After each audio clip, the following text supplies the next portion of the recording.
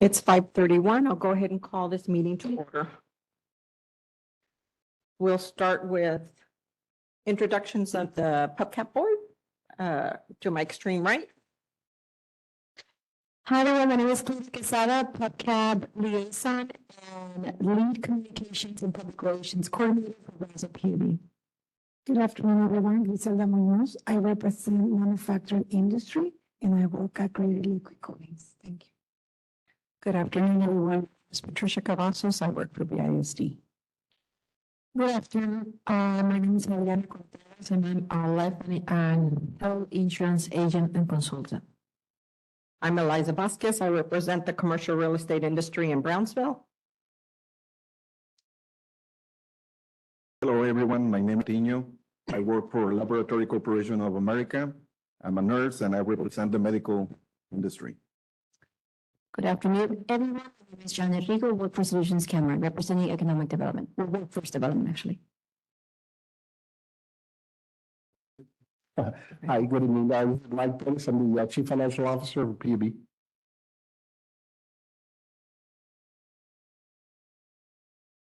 Anybody else? Okay, we'll,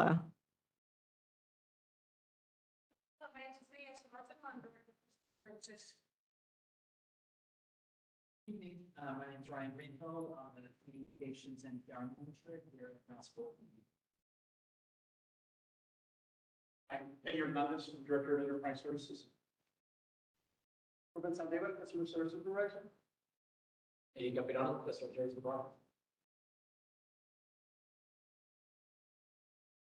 Sarah Guerrero, Laboratory Connection Control Manager. Senior. Here, water.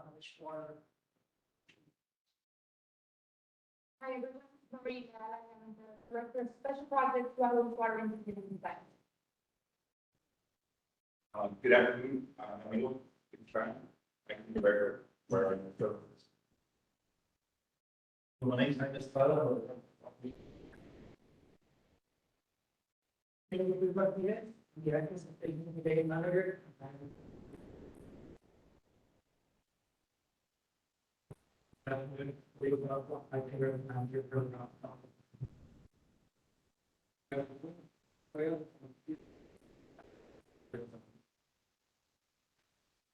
thank you, everybody, for being here. We're on to the next item, which is approval of the May 17th, 2023 minutes. I will entertain a move for discussion if there's any changes to be made to the minutes. I make a motion. I second the motion. Thank you. We have a first and second. All those in favor, say aye. Aye. Aye. All those opposed? Motion carries. Next item is old business. Clady, do we have old business that we need to discuss? Well, we had the community tour for the water, wastewater area systems for BPUB. We had a pretty good turnout. Lots of great questions from the community. Thank you for attending also. And anything else, Ryan, that we have? I think that's about. It was a good turnout.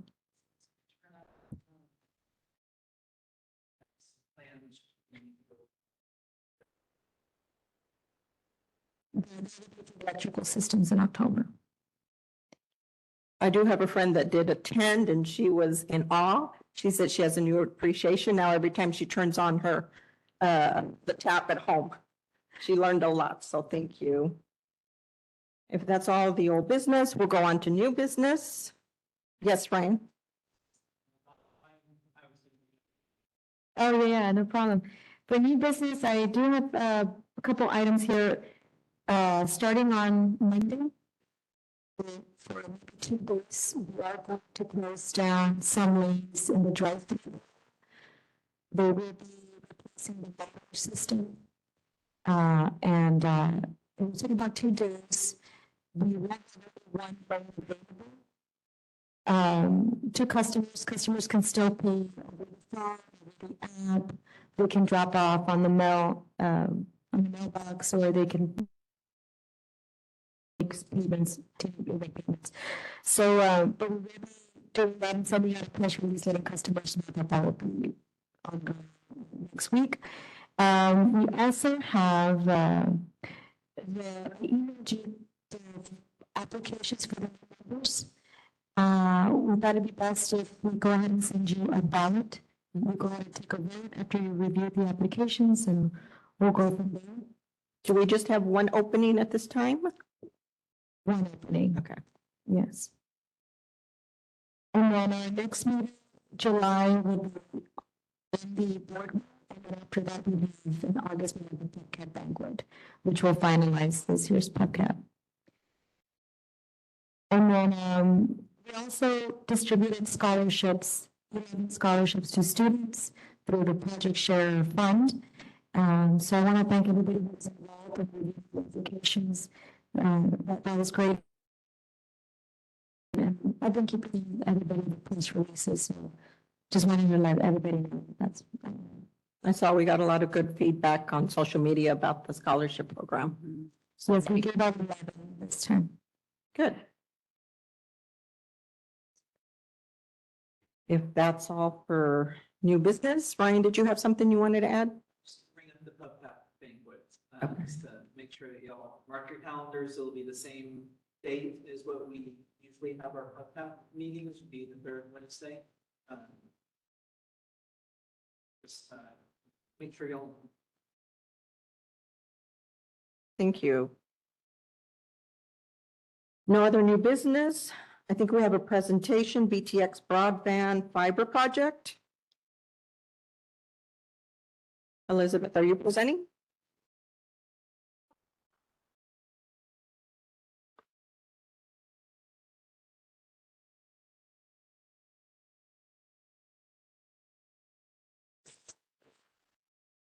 Good evening.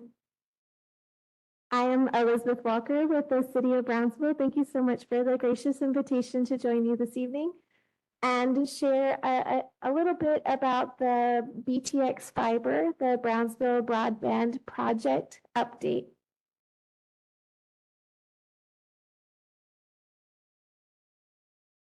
I wanted to start with where it all started, which is, as you may recall, Brownsville, unfortunately, notoriously, had topped a list that we did not want to be on, which is the most digitally disconnected in the nation. We topped this list not once, but twice. But you can see in 2014 and again later on in 2017. And former Mayor Mendez felt that he wanted to take care of this once and for all. He wanted to be able to remove Brownsville. And so he brought together a group of community stakeholders to ask the question, how do we do that? Not why do we do it? I think we all understood then why we would do it, but how we would do it. Because the why that we had then became even more so apparent to all of us when only soon thereafter COVID happened. And we saw that as much as 74% of the residents of Brownsville did not have the capacity to telework. They did not have the ability to connect their children to virtual school. And they did not have a mechanism by which it is that through telehealth, they could speak with their doctors because they did not have access to the internet at home. In December of 2019, then, just before COVID, asking this question about what does the digital divide mean? And how is it real for us at home? 70 stakeholder groups came together, and PUB was one of them, to commission a feasibility study to figure out then how bad is the problem really? Why is this problem so systemic in our community? And outline different ways that we could actually, to the mayor's challenge, solve it once and for all. You can see that part of that feasibility study included a community survey. And the emerging theme of the community survey across all the different questions and the various different answers and the ability to take speed tests, right? Because ironically, if they're filling out this survey, through the internet, right? And if the survey is about the digital divide and the lack of internet, then some of the questions were, where are you accessing the internet? How are you using the internet in order to even respond to the survey? But so much of the feedback that came back from the citizens of Brownsville through that survey was that the dip persists as a consequence of both access and affordability. So the solution to the problem must then be twofold. It would not be enough to merely run the cables and install the fiber. We would have to make sure that once we had this infrastructure in place, that people could afford to connect to it and be able to have access to internet at home. And so what we did was the city invested $19.5 million of its ARPA funding, the American Rescue Plan Act funding, through a federal grant, and used that in order to essentially buy or pay for what is the middle mile. So I had been describing the middle mile like the spinal column down your back. I'm not the technologist, obviously, and you who's in the health profession, this is probably a terrible analogy too, but this is how I could wrap my brain around. But okay, it's like the spinal column, and the last mile then is the nerves that run from the spinal column down the arms to the fingers or down the legs all the way to the toes. The idea being that so then the middle mile is the spinal column, and the last mile is the part that runs all the way down to the premise, whether that be to a home or to a business. I have since heard President Biden's administration use the analogy of, and I thought this was appropriate giving the audience today, that it's the difference between the pipes, right? How it is you get your water, the pipes that would be like the pipes under the street as opposed to the pipes that are within your own home or business. So with that $19.5 million in the federal funding, those vertebrae, the city will be with our partners, with our construction partners, building 6 rings around the city. That 100% of those rings will be underground, recognizing that if we're going to spend this money, we're going to do it right the first time. We're going to put it underground and we're going to dig it deep. And we don't want it to be vulnerable to strong winds or other weather impediments that so often have to affect our other utilities that are on pole attachments. So we're digging it deep underground, and we have designed it to be open architecture, meaning that once it is that the city builds its 6 rings underground, different companies can connect to it, and it will be open. The idea being that I think what the commission recognized is perhaps why it is we're in the spot that we're in, is that there was a market failure, that they're just private industry, like maybe AT&T and Charter, had not built this already in our city. And the city did not be perpetuating the same problem. They didn't want to be then creating a monopoly. They wanted to make sure that whatever the city invested not just in the infrastructure, but in the competitive marketplace that would allow other ISOs to then connect to it and provide services of choice to homes and businesses.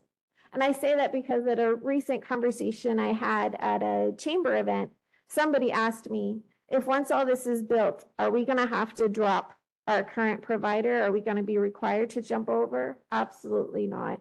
I think you're going to want to, because I think you're going to want to see how robust the service will be and how affordable it will be. But absolutely, we respect your choice. There will be no obligation to subscribe to this network once it's built. So if the city is investing its grant funding, it's 19.5 in ARPA funds, we select a competitive procurement process, a last mile partner. And this last mile partner is Lit Communities, and they created a local entity referred to as BTX Fiber. And Lit Communities, as Lit Texas, is bringing then $70 million in their own private equity funding to construct the last mile, connecting then the vertebrae all the way to the fingers and the toes. Two of the issues that we were able to address through this partnership, through this public-private partnership with LIT, is to the concerns about access and affordability. One thing we wanted to do is we wanted to incentivize access as quickly as possible. And so we're using very much a design build methodology. As it is that we're not waiting to build the whole of the middle mile and all 6 rings before it is our last mile. We are building as we go. So as we build a ring, they're already building the connections from those rings into the neighborhoods, into the subdivisions, into the homes and businesses. So rather than wait to have a full 24 to 36 months to have all 6 rings completed, we expect that as soon as this September, as it is we complete the first ring, homes and businesses will already be able to subscribe to that network and have access to broadband. The second thing that we are able to address as part of the public-private partnership with them then is the affordability component. And we required as part of our contract with LIT that they first share a definition of broadband. Now, nationally, the definition of broadband had been 25/3, 25 megabytes per second over 3.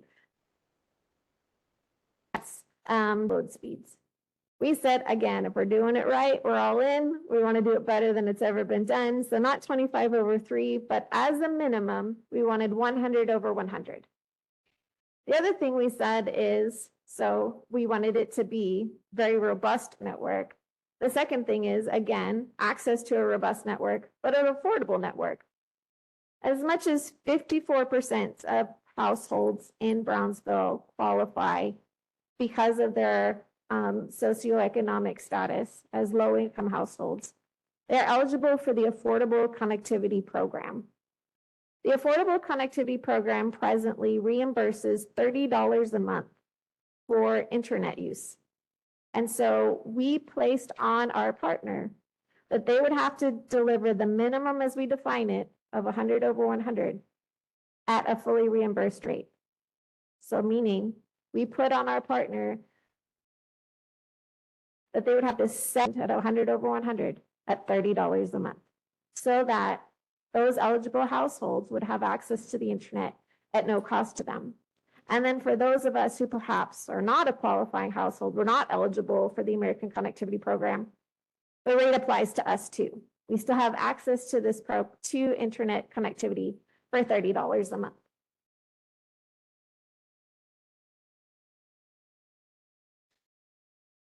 How we went about designing the technical components of what it is we set out to do, as I just spoke a little bit about the business components of access and affordability. The technical components, we had to outline then where would these 6 rings go and really in what order. And what we decided to do was we, the city, identified all the places that were most important to us that would have to internet connectivity.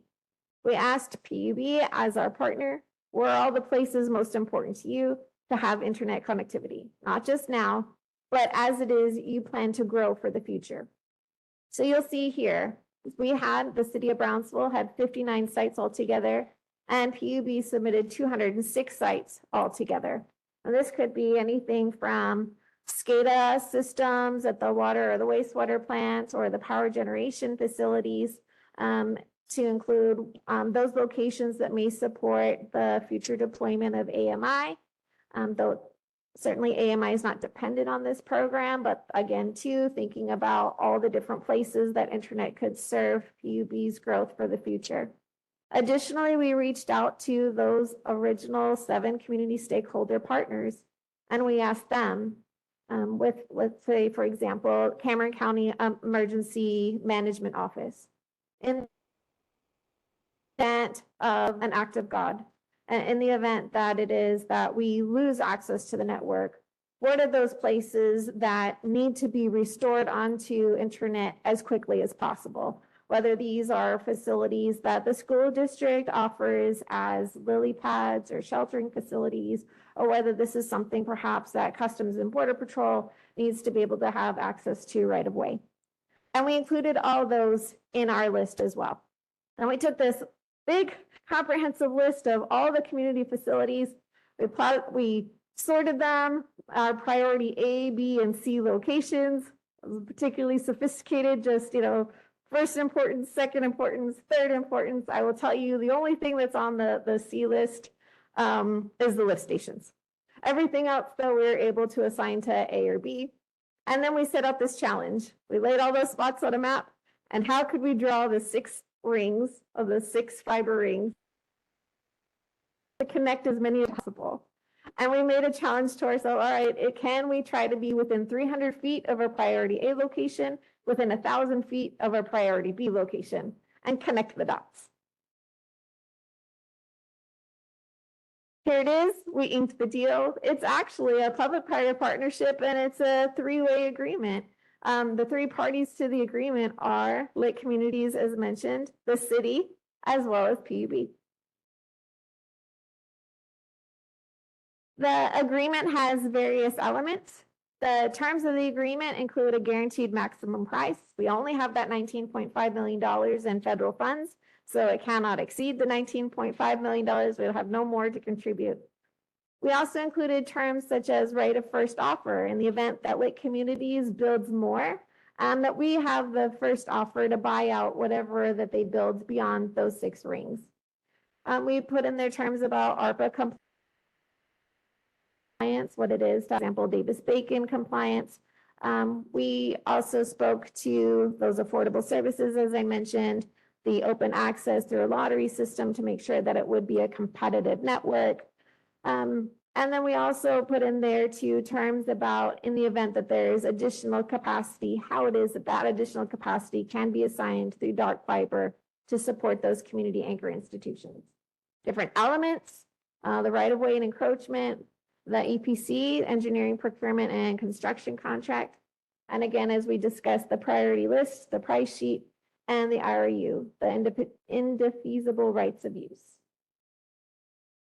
Now here I included an excerpt from that contract, and I'll have this here and then on the next slide, just 2 terms I wanted to make sure that I showed you as they appeared verbatim. One is what it is that the city has to bring as a partner to this agreement over time. We have, yes, that $19.5 million is a lump sum that we can contribute to the construction, but then how it is that we can sustain this partnership towards success over time is that the city then will give what it has, which is the ability to impose through ordinance utility fees or right-of-way use fees or any kind of fees such as like that would have additional costs over time, that in lieu of those fees, that they continue to maintain the network for us. This other fine print, I wouldn't show to anybody except y'all, because it's y'all who had a particular interest in this. Y'all being PUB. PUB took a particular interest in making sure that whatever it is that we were building in Brownsville did not come in conflict with the Texas Utilities Code, did not come out with the rules and did not come in conflict, excuse me, with the actions at the state level, because clearly the state, Texas, is a pro-business state. And so we wanted to make sure that what we're doing here does not come in conflict with those provisions at the state level, which were to be protect private business and protect private industry. So these are terms really to protect what is PUB's role in this partnership and to clearly delineate that there is no conflict by virtue of PUB being part of this contract, any conflict with state rules. All right, so here it is. We broke ground.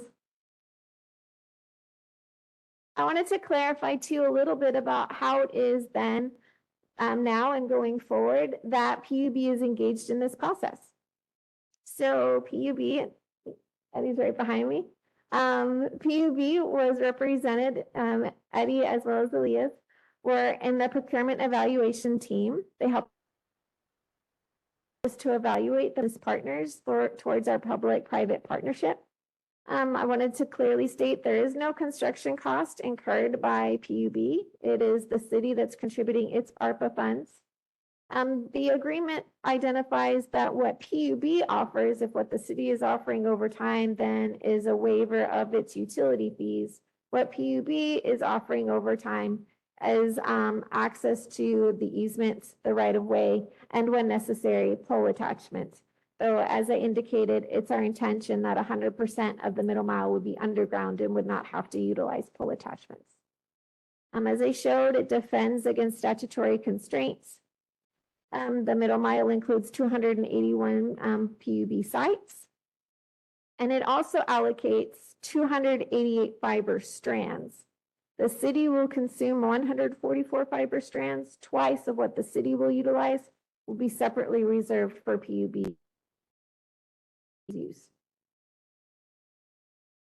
The other thing that PUB offered to us in kind was they offered to be the guinea pigs with us in our Excella deployment, which is our online permit review process. There are 14 PUB employees that enrolled in the software demonstration, and this construction project was the demo project through Excella. And then, of course, too, we relied on the maps as PUB conveyed to us to be able to then connect those dots around existing utilities. As I indicated, the high-level design includes 6 rings. The idea is to build it with redundant architecture. And we are starting ring 1, which is the downtown area, first. We have since started ring 1 and already eased into ring 2. The idea is to build all those rings that service Browns first, and then we'll make our way north.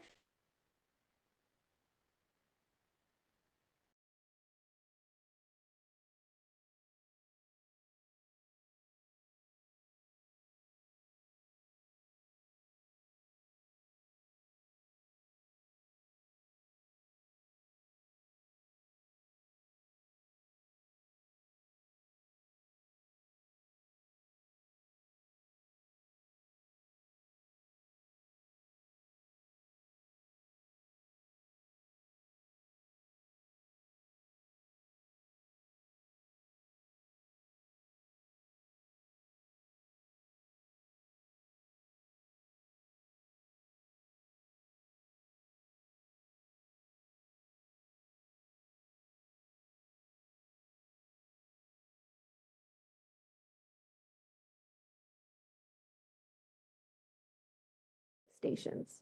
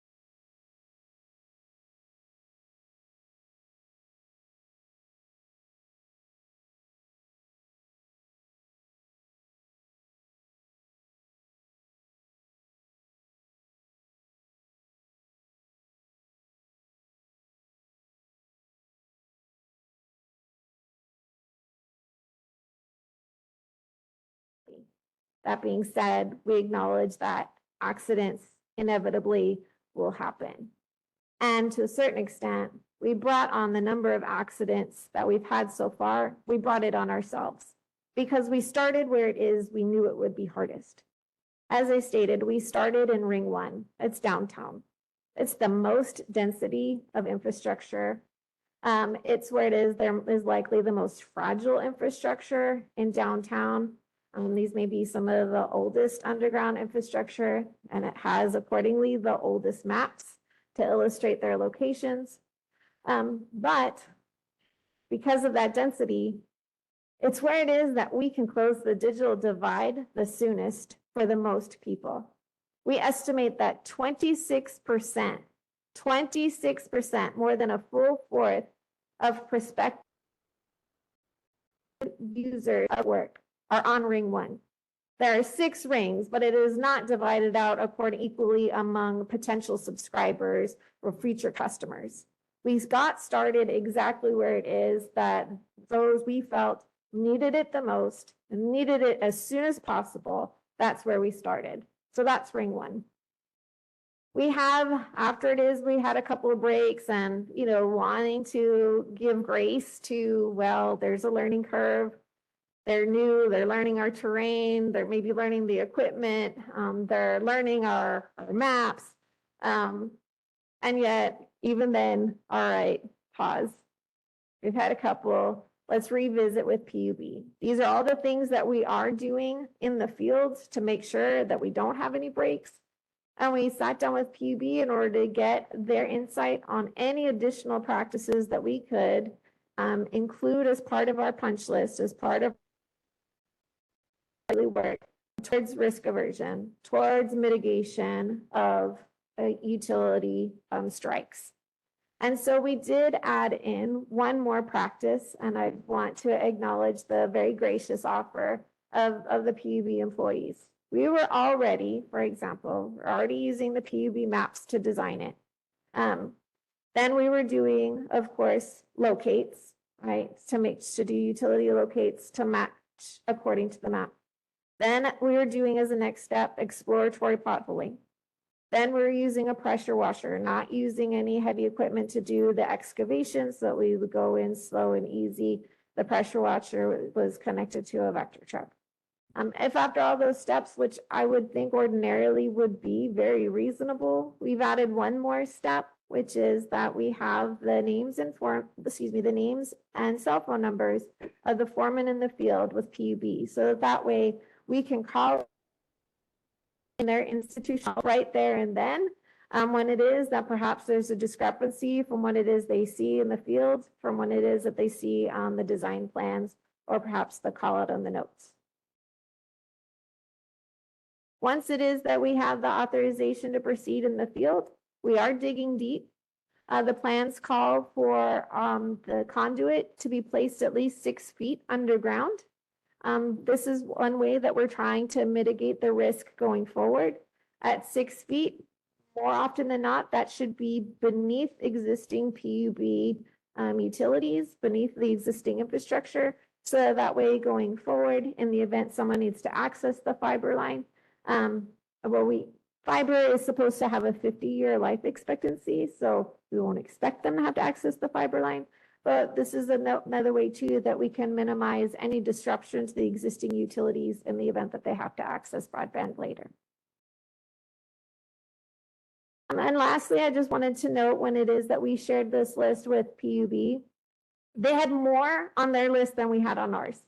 And it turns out it's because there's other there's other broadband projects in Brownsville that are not necessarily owned and initiated by the city. And I think that's just, I recognize frustrating when it is that there are breaks, but I also think it's a tremendous indication or a validation that Brownsville really is on the grow. That there are so many more than just us that are in the business of trying to bring utilities to Brownsville. And so here too, I just wanted to bring a code by which it is. You want to take a quick pick, and that way you can enroll and be able to follow along and receive personal updates of addresses of interest to you, whether it's your home or your business. You can enter that and you'll receive notifications as it is that we're getting closer to you. And it would be time to consider, if you think this service is a good fit for you, to enroll in those services. So that being said, that concludes the presentation that I have, and I'd be delighted to answer any questions that you might have. Any questions, anyone? When we have sorry, when we have the line breaks, do we get, does PUB get a list of line breaks? And that's one question. And the other question is, does the community get social media? I don't know what type of communication they receive, they do? Yeah. So, yes, yes, and yes. Let me go back and address each question one at a time. PUB is notified of the breaks before it is that they even receive this list.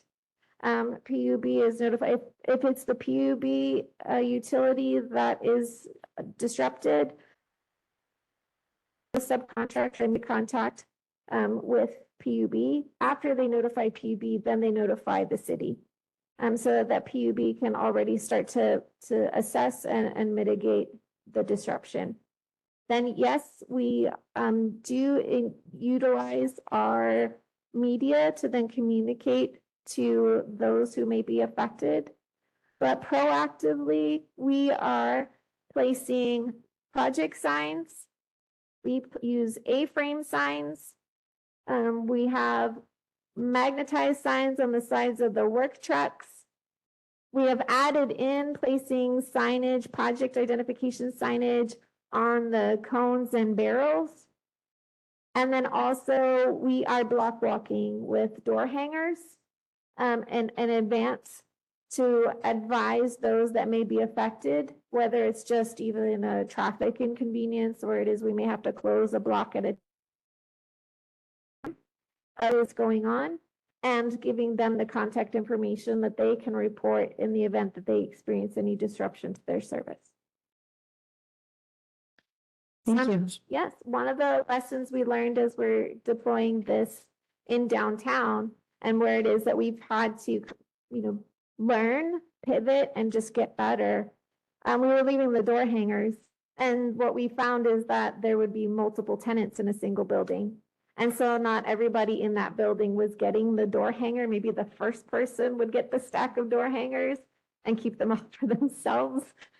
Or maybe throw them away. I don't know, but it wasn't working as well as we had hoped to give due notice to everyone who maybe occupies that building.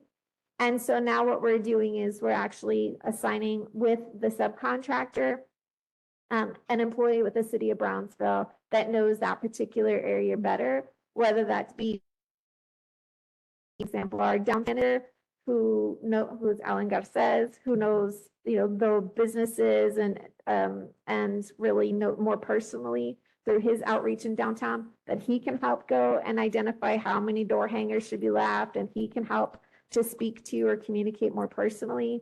And then in other places, it might be a public health employee who perhaps, has done block walking in the past for our COVID messaging campaign, for example. So that way we're partnering up the subcontractor with a city employee. I have a question. So you were talking about the eligibility for certain households, the ones that are eligible and not eligible. So what is the criteria for the eligible households? It is income-based. I'm sorry? Income-based. Okay, It is household income-based. okay. And I would encourage you, if you use that QR code, Yes, I did. when it is you take a picture there, we actually required the link to Adjournment program where it is that from that platform, you could click through and see if you or your household or a household of a loved one or someone would be eligible to enroll in the American Connectivity Program. But it is a federal social service, and so the eligibility is defined by them. Okay. And then the second question, when is there an expected date when it's gonna begin, or is it still not? It all depends on where the address of where it is you're most interested. So if you happen to have a home or business on Ring 1, as I mentioned, we're building Ring 1 now. We've already started on Ring 2. Okay. And as it is, the city is building Ring 1. Other subcontractors for lit are building the last mile connection to Ring 1. So some homes and businesses in Brownsville may be ready to connect to this as early as this September. Oh. Other homes and businesses may take a full year to year and a half before it is we're able to build all the infrastructure to reach to them. Okay. But we're not waiting to make anybody enroll until on the other side of construction.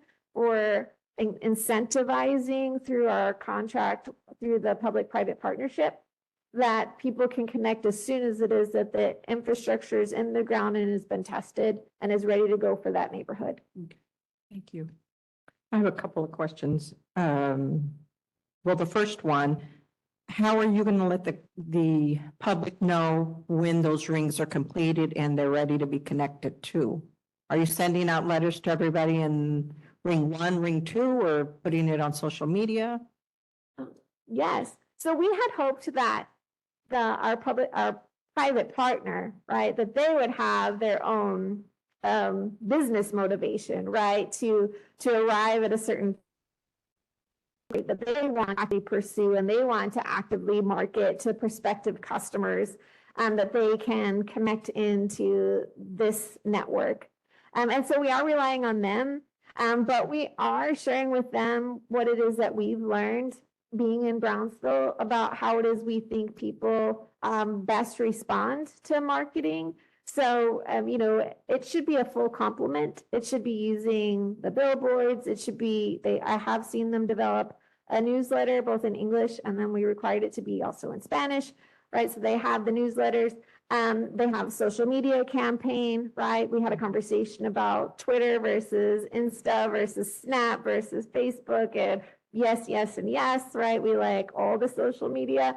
And so they're doing all those things. But in addition to all those things, Brownsville is a very personal community. And so we're encouraging to really get out and be with us where we are. So we're encourage them to Games of Texas or be at First Friday or Lunada or some of the other events and get to know us more personally.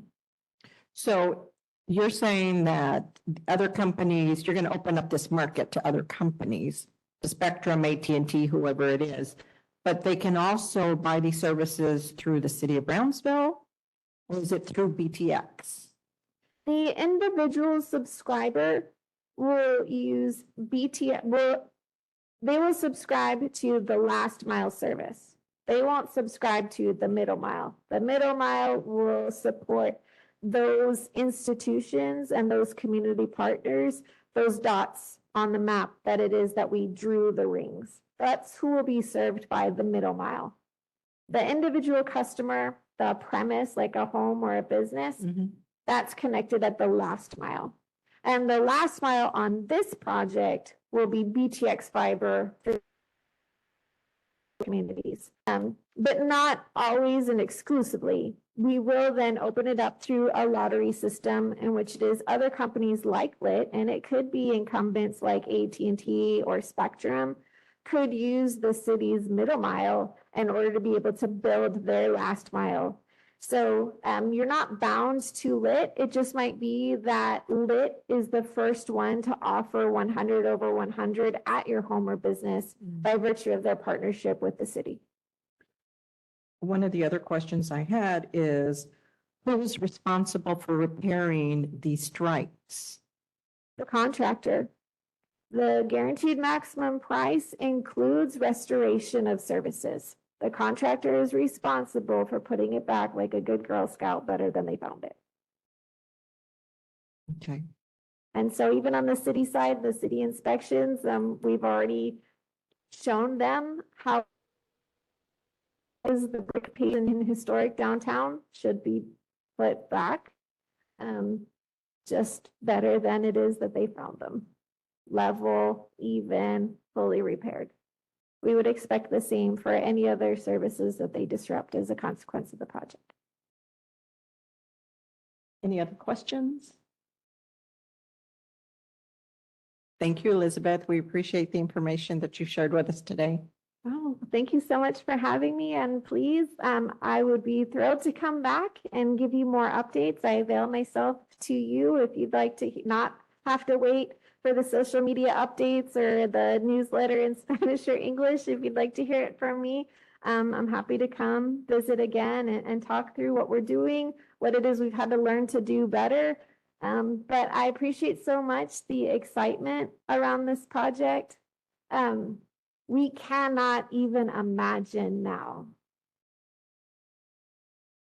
what this project support in the future. We cannot even invent the jobs that our children will have the opportunity as employment because we are finally going to cure the digital divide in Brownsville. And so I'm immensely proud to be affiliated with this project, and I will be forever grateful to the persistent partnership of PUB. I'm sure I have long overstayed my welcome, and I'm sure I have worn patience thin from any number of people in this room, as it is we just have to keep working at this day in and day out. But the beautiful people of Brownsville deserve nothing less, and so we'll see it through. Thank you. Thank you. Thank you. It is a worthy project, and it's something that people all over the US are talking about. I just saw a news report. I think they were in Virginia, rural Virginia, and they were talking about the thing. They didn't have internet. So proud of Brownsville for taking that step. Humble brag, if you can hear me, I had the opportunity to share of what we're doing and how we're doing it at a national conference, because other communities wanted to know how it is we were able to do something so big so quickly. And I outlined for them all the steps and shared with them very happily all of the legal instrumentation, all the procurement documentation, so that they could shamelessly plagiarize what it is that we have done here. But it is a moment of pride that Brownsville is able to just be a beacon to the rest of the country about how it is we're doing it here, that they can replicate what we're doing here for themselves. Absolutely. Thank you. Next on our agenda is BTX fiber contractor damages.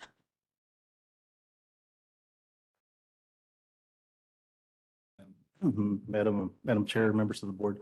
My name is Jaime Estrada. I'm the Director of Operator Support Services. And we gave a presentation to our Board of Directors on Thursday of last week, giving them an update on the 3 strikes based on the fiber optic project. Just so you know, in the process, when there's a hit, we do contact our risk management. They come out and make an assessment of the hit.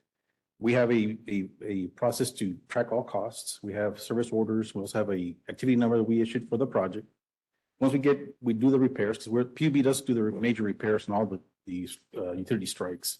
We will provide that cost back to risk management.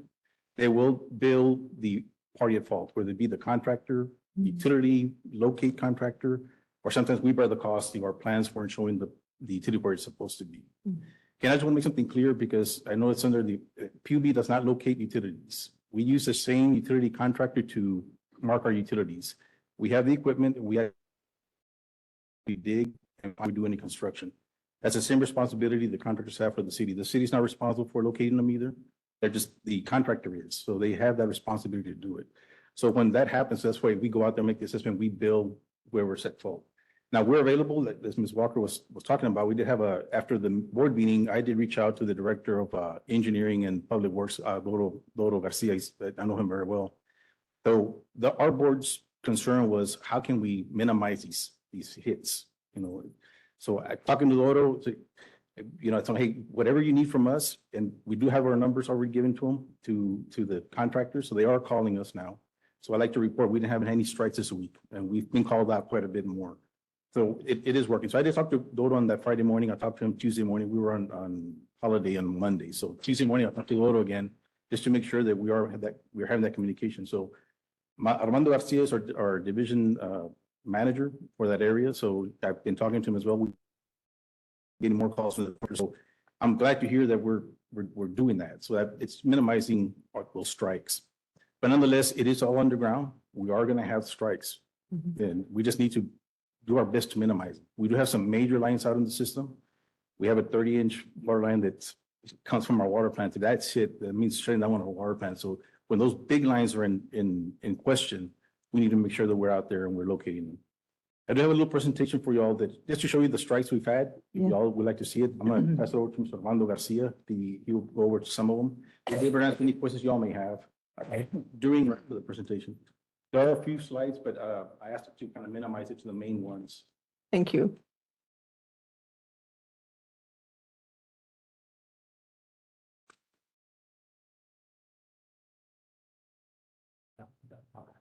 Good afternoon. Good afternoon. My name is Armando Garcia. I'm the division manager for the water and wastewater distribution. So I hate to be the bearer of bad news, but I know this is a great project. We just happen to have some strikes. And I mean, that's typically normal on a big project. The slides that I'm going to show you are not all damages done by BTX fiber project. Some of them are Spectrum and AT&T, but I do have them all, so I'll just briefly go over them. And if y'all have questions, feel free to ask. So are these strikes, how far back are we going on this? Is this just this year? No, the first one that we went back to was March, and March 28th, which is this one that you're seeing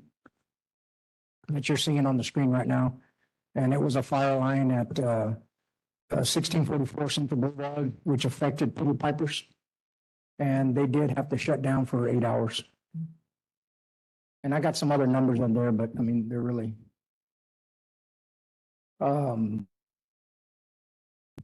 This one was 1740 Boca Chica Boulevard, and it was a service line of 2-inch, affected a plaza for 3 hours interruption of service. So sometimes they do interrupt service. We have to shut off water, and that's what does affect the customers. 805 West Price Road, also a 2-inch service, a business plaza, 4 hours.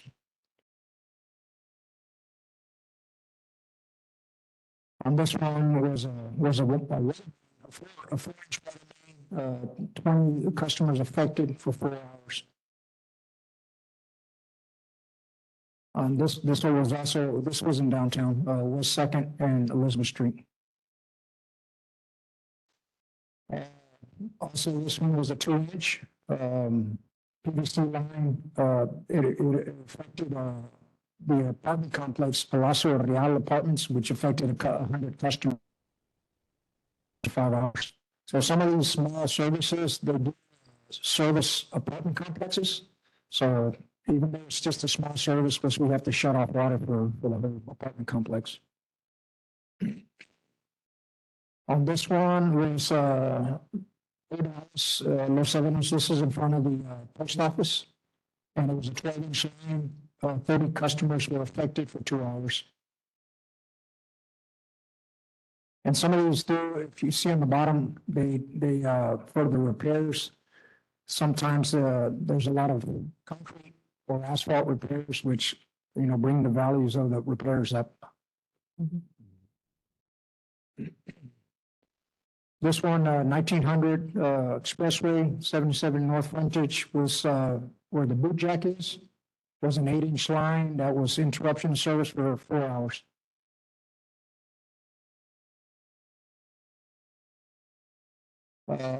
East Jackson Street and Palm Boulevard. This was an 8-inch main AC, asbestos concrete line that affected 50 customers in an apartment complex and residential homes for 6 hours.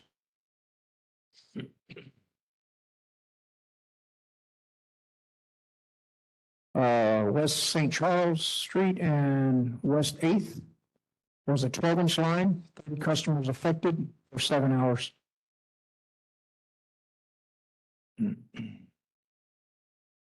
It's East 7th Street and East Ringo.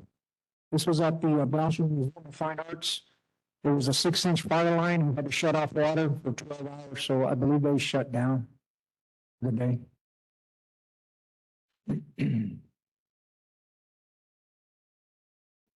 This one was probably one of the larger ones. There was a 24-inch portion. This was on Morrison Road in Roxbury. You probably noticed because they shut down the road for 4 days.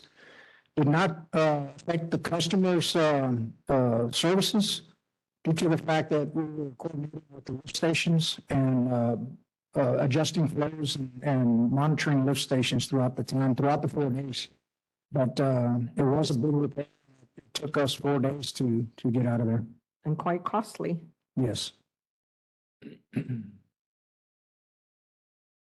500 Ringo Street was an 8-inch PVC line, affected the Deep Park and the Children's Museum for 9 hours.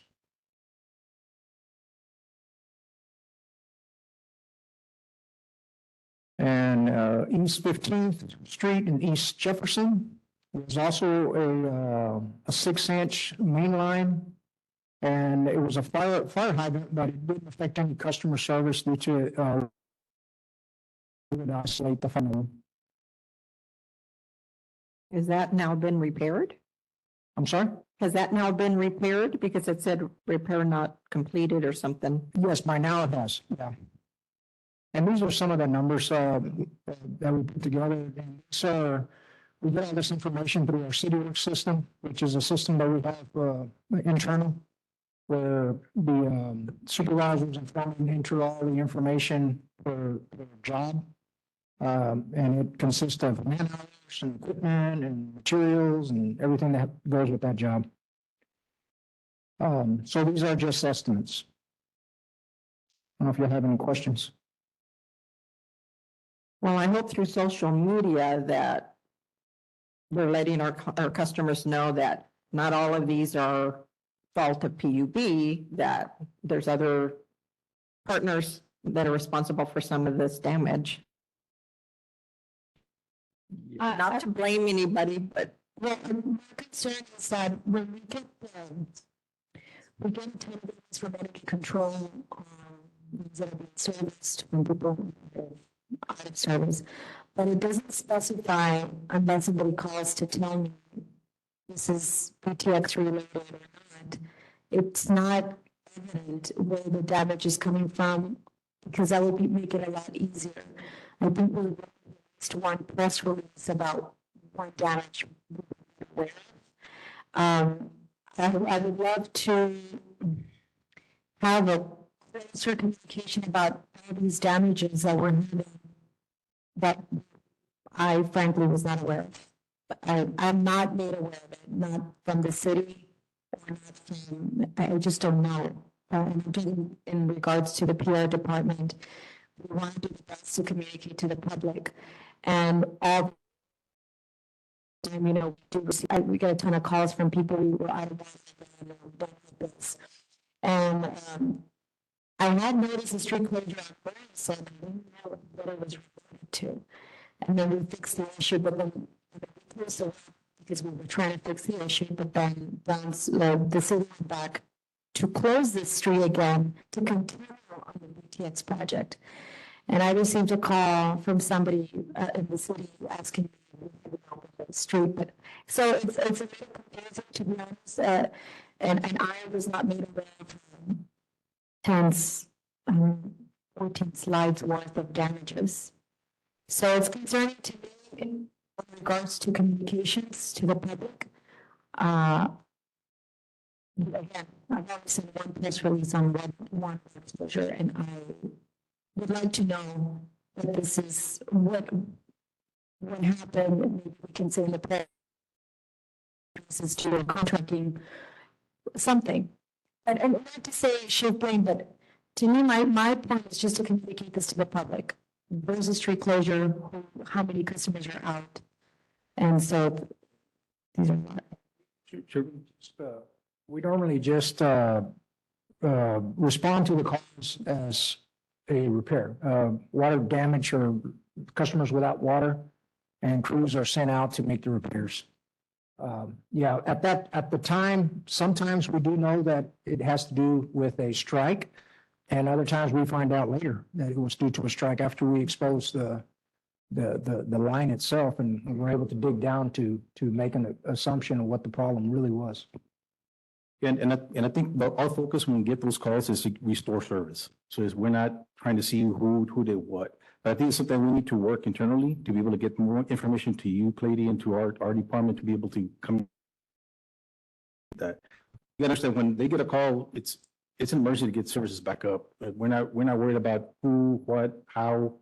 It's just getting done. It's after the fact we find out, okay, this is what happened. Now we need to bill. Somebody's gonna have to pay for that.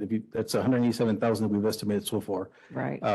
Good thing is that we do have that mechanism in place where we can recoup some of this cost. It doesn't go back to our ratepayers, right? Somehow we get the money back. But yeah, we'll certainly have to work on something to be able to provide that information, Clady. And if the city and PUB are working together on this, I'm thinking of two things at the same time, but So I guess in regards to my question to you and how the city is communicating this to the public, I personally have not seen a press release from the city go out saying that the damage is done due to BTX project, therefore we do have a street closure, therefore we're working with PUB. So that concerns me a little bit because then we receive the calls and everybody instigated it as an issue to begin with.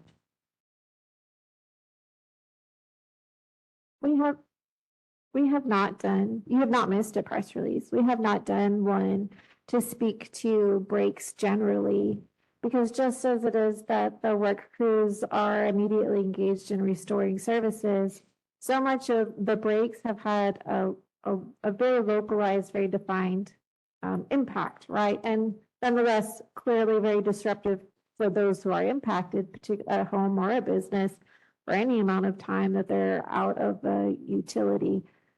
And I don't mean to minimize that. I'm just saying that the scope of impact is much more clearly defined.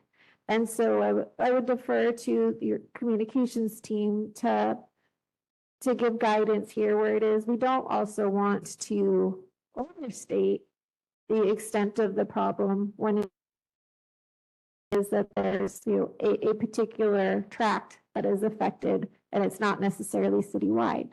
However, I do think the point is well made that we should together address that, just as we're saying, it's not our nature to try to cast any blame on any one subcontractor or any project. But I do think the point is well made that these are the growing pains of a growing city. Whether it's the BTX fiber project and the city's subcontractors that are directly responsible, or anybody else who's trying to invest in infrastructure to service more homes and more businesses. I don't think this is necessarily, as much as we will try and try harder to mitigate the disruption, I don't think this is a problem that's necessarily going away for Brownsville. I think this is part of our new normal of what it is to manage service disruptions when it is that there's so many contractors in the field. And so I do think that point is what made that maybe that's how it gives some context to the pattern, not necessarily the scope or scale, but maybe the pattern of breaks. We can attribute those to the growing pains of a growing city. Okay. I appreciate your time. Yes. Regarding the feedback on the press release and the communication, we do get notices when there's issues in regards to outages in the community that are affecting our customers. Based on the number of customers that are impacted, we choose a method of delivering that message. So we do use social media. The reason for the one press release is because we had one of those damages that was reported today that included a road closure that was going to be longer than the 2 hours to 3 hours, which was going to cause additional impact, which is why the push for the press release, because it impacted an entire community that passes through Morrison Road, right? Very different to a certain location that is limited to 30 cars for 12. So the communication methods that we use to communicate those outages are determined internally that way. Now, in regards to BPUB staff, their job is to go out there and repair. Our job is to restore, to provide reliable service. Incidents happen, right? We discussed that. Their job is to get there. We'll get notice. We'll communicate to the best that we can. And then our risk department will go out and investigate and determine if there's ability to recover for some of the damages that are present, all types of incidents. So I just wanted to clarify on the communication as to that one press release and the reason for that press release, because of the impact on the people that are driving through that roadway, which is a common roadway that we use in certain locations around town. But yeah, we will continue to make those things happen, hoping to minimize it. We had a great week this week with no impacts, right? No damages. And I think that's what we strive for. We collaborate and we're working together to get there. So I appreciate that that's been working on that and how we're communicating. Well, Thank you for clarifying that. thank you. Questions? No more questions? No, thank you so much, both of you. Thank you. Hi, Marilyn Gilbert, CEO of Brownsville PUB. How are you all today? Thank you so much for your time and dedication. And I just wanted to say that we view this project as a community partnership between the City of Brownsville and the Brownsville PUB. Part of the reason that a lot of hits are happening is because we partnered up with the city for them to use our right of way. And then with that, that made the project a lot more affordable. And one of those things that we want to be seen as a community partner. We thought that at this point is that sometimes people are seeing a lot of water damages and they may think that we have an aging infrastructure that's not being properly maintained. That is not the case. Our infrastructure, we do invest, we do provide money, we change poles, we change water lines, we have a significant CIP, and that's what, your rates go to is to everything is back to the community, whether it be through the city or through the Brownsville PUB. So I just want to make sure that this is a community partnership and we are very in support of the BTX Fiber project. And it's wonderful. You heard Elizabeth's presentation. She's provided it to me about 3 weeks ago, I think it was. And I said, my God, this is wonderful. We need to get before the PUBCAP. The reason we provided the second presentation is, bear bad news, but the reality is that, we wanted to make sure that, for transparency purposes is that, all of this is going on. And it's not just one contractor that's causing this. And that whenever there's something going on in the community there's a lot of more behind. And just please, if those of you who see this online is bear with us. We apologize for the inconvenience, but the end product will be a great product for everybody at Brownsville. So. Thank you. Thank you. They're growing pains. Going on to the next item, residential hurricane emergency preparedness. Presentation.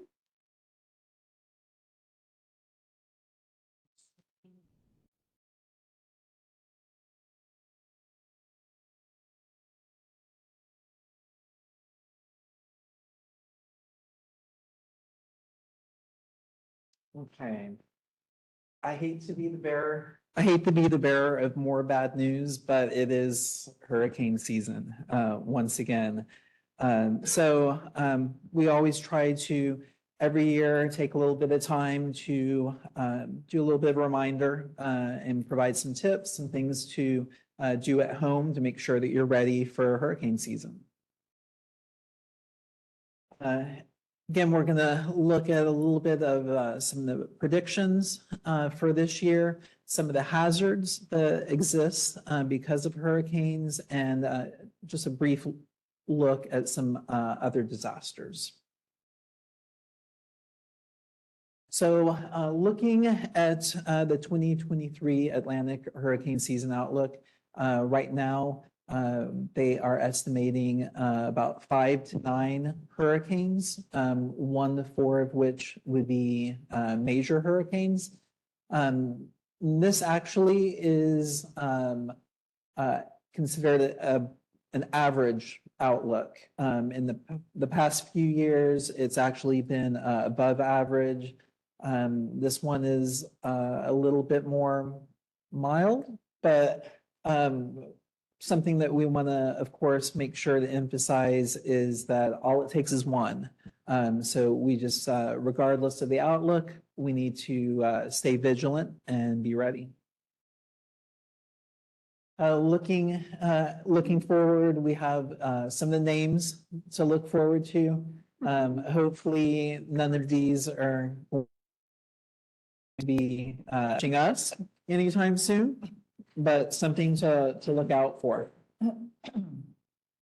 Looking ahead at some of the hazards, first off, in the neighborhood, something that we want to always emphasize is to stay away from down power lines.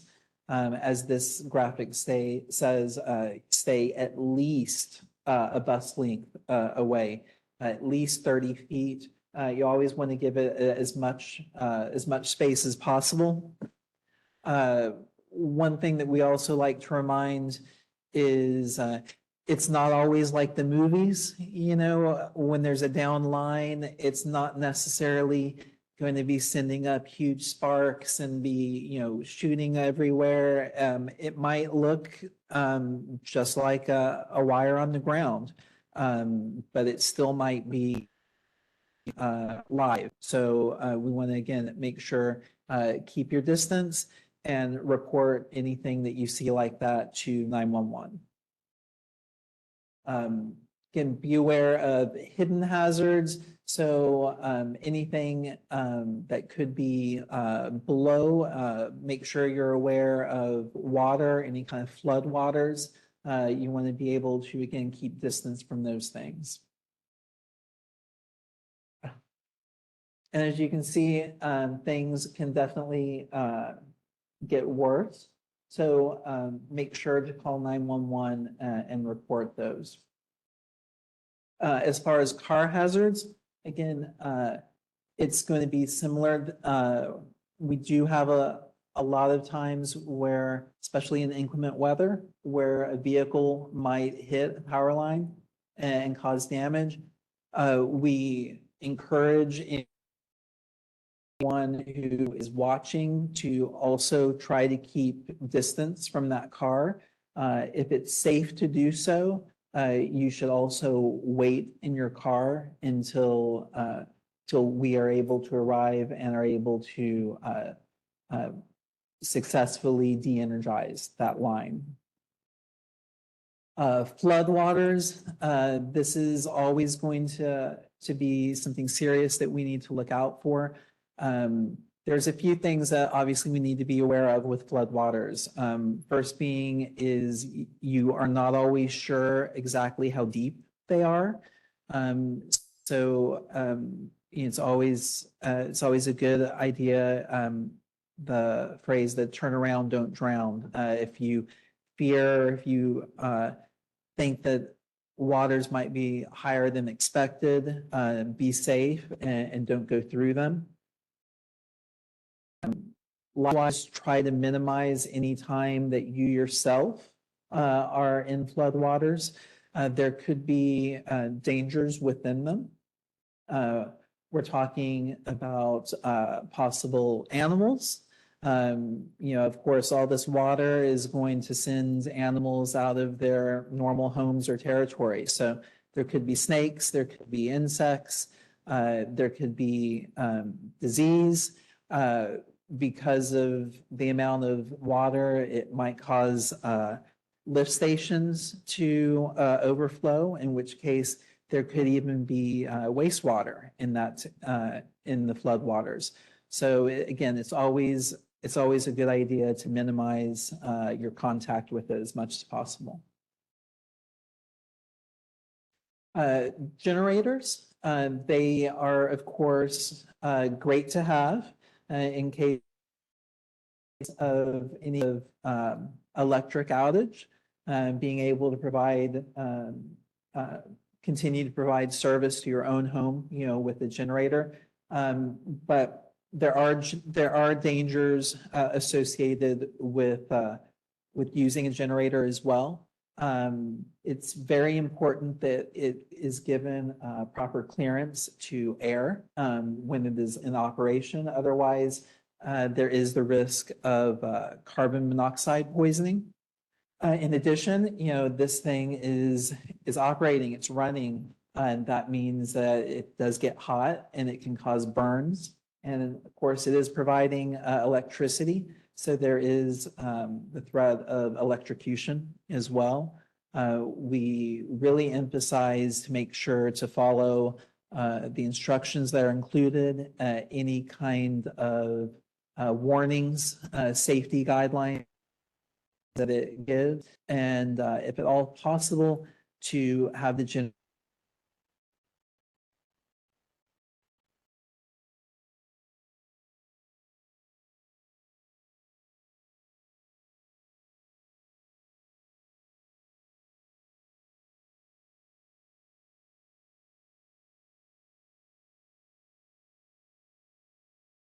detector for your home.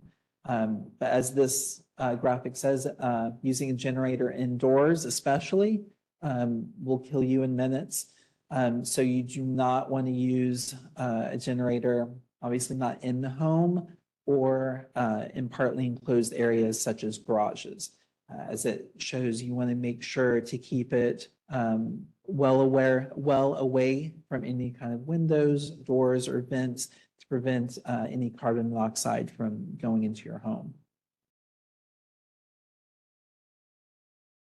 And again,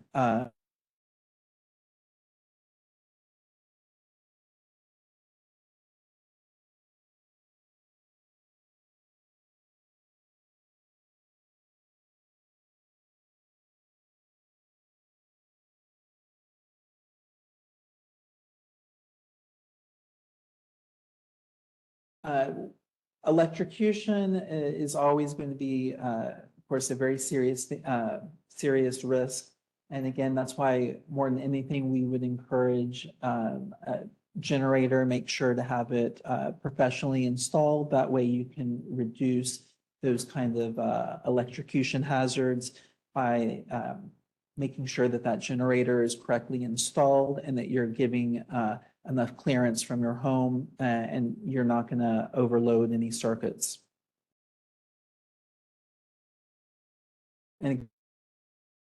And if you remember one of the generators, as I mentioned, read and understand the operator's manual before using the machine because it's very serious, and doing so, of course, it can not only impact you, but depending on what could happen with that generator, it could cause a fire and it could impact your neighbors as well.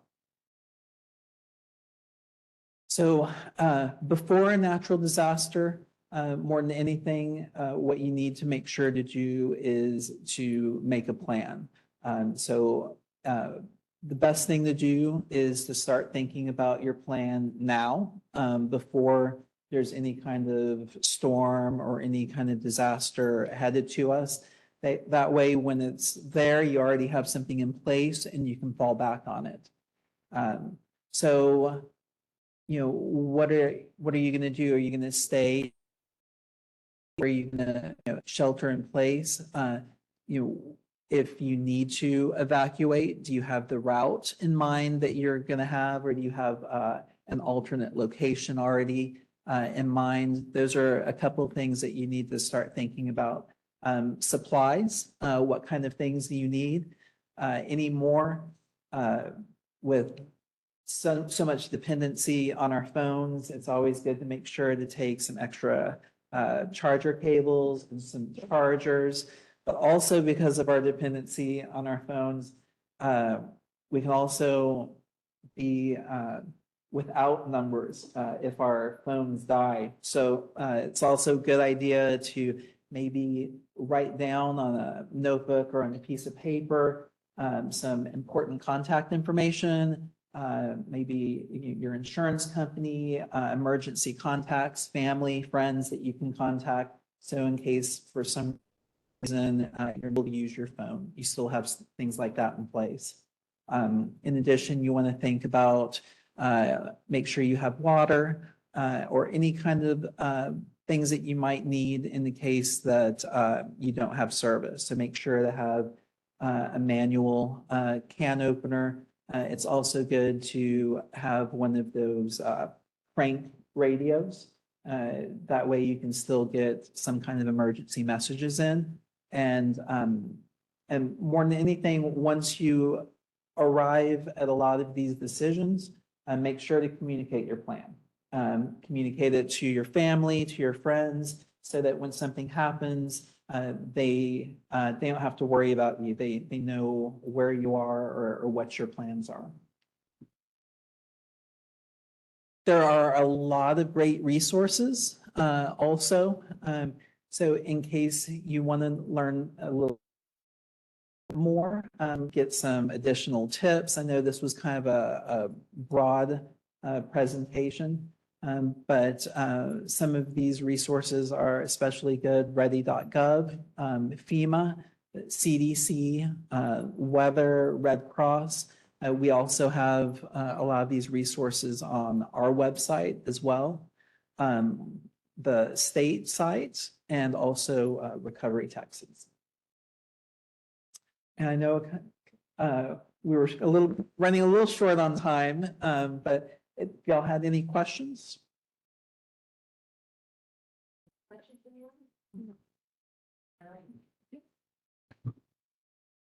I also want to take a little bit of time. I'm not going to give you a long presentation or anything like that, but this is, hurricane, season, and not only just for us to prepare, but what is the utility of doing to prepare ourselves? So every year we go through annual exercises. We also have requirements that we know what our plans are, And so all of the staff and all of the departments, it's pretty much concise, everything that they've done. We have a checklist that we go through. We try and prepare for the season. If there's things that we know that are potential areas that we need to harden, our electrical department goes out there, plans for those outages, plans for the various things. Our design of our poles that are out there are designed at 140, 30, I mean, they're here, they can probably, for a Cat 4 hurricane. And so when things come down is sometimes it's when things fall on our lines. So in other words, if the utilities that are attached to our poles are not clearing the vegetation there because we clear our portion of it, and then all of a sudden that tree falls on there, now you have an added weight, so that brings it down. So a lot of the times, if you have any of you also is prepare around your homes. If you have things that you see on the lines, call us, put it in. We have an app on there that says, we can go in there. We have our tree trimming police. We don't want people trimming around trees, around our lines, but, we want them to report it, get around to them, because that also helps us, because that means restoration times are quicker than that. And they'll be brief and quick on that, and all the preparedness. We have simulations. We work with various other entities, and we attend, a lot of the emergency preparedness. And we have here our city liaisons that attend and coordinate very closely with the emergency management with the city and the county. So, Thank you. Next on our agenda is public comments. I don't think we have any, but I have a couple. I'm sorry. I have a couple of public comments. So one of our PUB customers has a concern. I guess it's a lift station by Rancho Viejo Boulevard and Morrison Road. Is there a lift station there? Because the client lives on the Resaca side of Rancho Viejo Boulevard off of 511. And she's saying that it smells like sewer a lot of the times in that area. And she and her neighbors are complaining that they're smelling sewer gas coming up from the restrooms. And it's been an ongoing thing, so. It's Rancho Viejo Boulevard at Morrison Road off of 511. Behind that stripes that's there on 511, that neighborhood back there, all the way to the Resaca. The Charmaine area, a little further north. I'll get with you afterwards. But the neighbors are all complaining about a sewer smell, and even in their homes. Thank you. The other one came from Joe Medrano, who's going to try here. He owns some property, and it's under the name of RBS2. Mid-May, he says he reached out to a current tenant because he was leasing a warehouse to disconnect with PUB as their lease was going to be up in May. Late May, he came into PUB just to inquire as to ensure that the services had been disconnected so that they could go ahead and connect while he was trying to lease his building. At that time, he said he's got a list of things that they asked him to bring: a PUB application, certificate of filing for RSB2 LLC, a trust agreement, IRS document with the EIN number, certificate of formation, certificate of amendment for proof of authority processes, and of course his identification. Said he scheduled an appointment for the following day. He returned the following day with all the documents except for the EIN number, kind of where he got frustrated with, because his mother, who is in her 80s now and has dementia, was taking care of all these properties. Apparently, he was on the phone with IRS for a long time, made an appointment with the IRS office in Harlingen, spent a couple of times and was frustrated with that. Apparently, IRS only gives out that letter once, and so that letter is lost, and PUB needed that document to be able to connect to services. He has a second LLC that they needed to do the same thing with. He had all of those documents because now he is managing those properties, and he said that went very smoothly.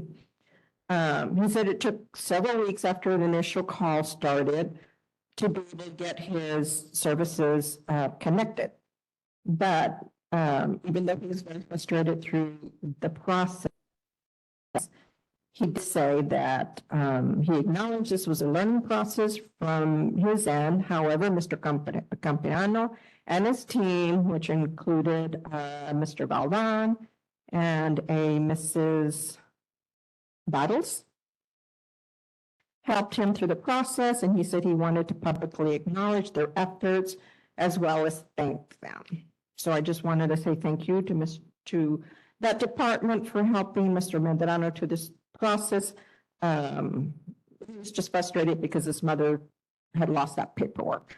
So just a reminder that we just need to be gentle sometimes and not bend the rules, but help our customers get through that. So thank you, Mr. Campiano. One other thing that I wanted to bring up, I know a few months ago, well, two other things. We talked about putting a map online of our service area, and I don't think that's happened because I was looking for it this week and didn't find it. No, the guys here is in charge of our digital platforms. And this guy was here also during that question. So I'm not sure if he has worked on it or not, or what the process is, but I oversee. yes. Maybe three. Maybe three, yeah. And then I was just wondering what usage was like, because I know ERCOT made a comment about them being almost at like 800,000 megawatts, I guess that's what it's called.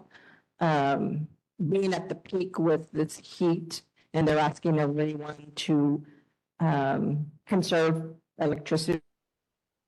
I was just wondering how we're doing in that department. We've sent out definitely the sorts and stuff. We start doing it during the summertime. Hi. So ERCOT is the Energy Reliability Council of Texas, and they're the balancing authority for the state of Texas. The state of Texas, has various different generating facilities that are managed by the various players and entities. So with that is, we have our Energy Control Center, and our Energy Control here at Brownsville PUB is the one that monitors the direction from the transmission systems and how things are doing. So to answer the long question, just to give, everything that is on there, when ERCOT issues a public appeal for conservation, that means that generation may not necessarily be here, but since we're a state and as a whole, then other parts of the state may look very resources. So public appeal saying to us, hey, go ahead and raise your thermostats, and it does make a difference. So all of you, when you see those notices that we repost from ERCOT that are out into the community, is to help everybody in the state as a whole, because then that reduces the consumption, that reduces sometimes what we don't know what may happen. We have a lot of wind in the state of Texas. The wind may not be blowing as hard or as much, and so there may be other generating times. There's also solar that has been installed. So as the sun comes down, especially on the twilight hours that happens, then, or when the morning, when people are waking up and it's still hot, those are the times. And then all of the times is when other generators have systems. So how is PUB faring? We're doing good. We have, our typical days that are happening. We make sure that our staff is hydrated. We ensure they do that. The system is designed to support it. We do have one of our transmission engineers, and he can tell you how the system fared if he wants to come up but Luisa there is one of our PEs, and he's here in the audience. And he wants to make sure that the system is not overloaded or transformers or things like that. When we have equipment failures, so we sometimes know we just didn't get there quick enough. I don't think I see Cesar, or did I see Cesar around? But those are the type of things. So to answer the question is, when you have an outages on a hot day, it may be just a hot day that happened to something, equipment that happened to fail, or sometimes it's not necessarily mean that we're going to have the cuts review. There are 3 different stages, EA 1, 2, and 3, and those stages then are sent over to our control center, and then the messaging goes out through our communications departments that we repost on there. So I don't know if that's the question, or I think I went a little bit too many details, but I wasn't sure if everybody understood, how the process kind of worked. So. Thank you. Thank you for that. Just to piggyback a little bit on what Marilyn said, as far as that goes, a lot of the communication is kind of driven by ERCOT, since they're looking at the bigger picture, they have a better idea of when things might be getting tighter. And so they'll communicate directly with us. They're in constant communication with our energy control department. But as far as myself, like communication professional, when they do want to have a public appeal, they will send out messages directly to us as well, to all of the communication specialists that they have at the different utilities. And we will, at that time, issue a press release and typically also social media, and follow up with those reporters, make sure that they know really what's fully going on. Great, thank you. Thank you. If that's all for today, I want to remind everyone that our next PUBCAP meeting is to be July the 19th. We will not be meeting in August, well, not for a meeting, but we'll have our banquet. If that's all for today, I would entertain the motion to adjourn. I make a motion. Thank you, Jen. Second. Thank you. We have a first and a second. All those in favor, say aye. Aye. All those opposed? I didn't think so. Thank you, everybody, for being here. We appreciate your attendance. Meeting is adjourned.